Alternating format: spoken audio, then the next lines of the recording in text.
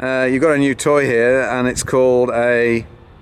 Well, this is actually an Interstate Cadet S1A. It's serial number 9, which was built in January 1941, believe it or not.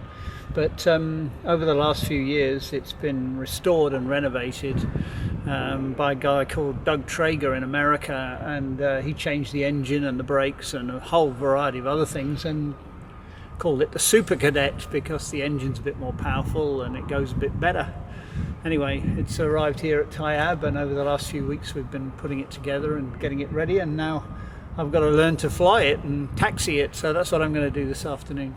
Very good. Just tell me a little bit about the manufacturer. It looks a little bit like a Piper Cub, but it's not, is it? No, it's not. I think it's quite a long story, but basically at around about the late 1930s, early 1940s, I think the American government put out a tender for two-seat training aircraft and observation aircraft, and Piper came up with the J3 Cub, Stinson, Aronka came up with variants of their own, and the Interstate Aircraft Company came up with the S1A. They were all powered by a 65 horsepower engine at the time, which seems like not very much for such a big aeroplane. Needless to say, the iconic Piper Cub came out, manufacturing thousands of them, mainly because it was a lot cheaper than the others. The Interstate Cadet, I think they made around about 350, something like that, many of which are still flying in the States, but most of which have been modified way beyond their original spec. Very nice. So we'll have to wait a few weeks before we see it flying around the skies. Yeah, today's one of those rare Melbourne winter days when it's actually not too windy, but it's already clouded over from a lovely sunny day earlier on, and I think we're due for more gales and rain for the rest of this week, so I'm just going to get a feel for taxiing it up and down on the ground and get a feel for it, and maybe the next still day we've got, I'll try a little bit of flying.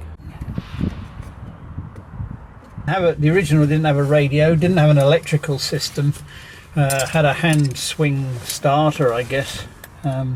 What do they call it? An Armstrong starter. But yeah, I slightly rearranged the panel from what it was when it came to Australia to put a radio in a little bit more easy to get at it here, and put the main flight instruments across the top: airspeed, altimeter, vertical speed, RPM, oil temperature and pressure, amps, radio. Slip ball is over this side over here, and hidden away behind here are the exhaust gas temperatures and the cylinder head temperature, which I suppose you'd use if you were going to do a bit of leaning or something like that. But everything off there. Primer, carburetor heat mixture, rich, carburetor heat hot, throttle there. Right. Okay, I'll get out your way. This is exciting. First time you're going to feel the power. Feel the power. Let's see, yeah.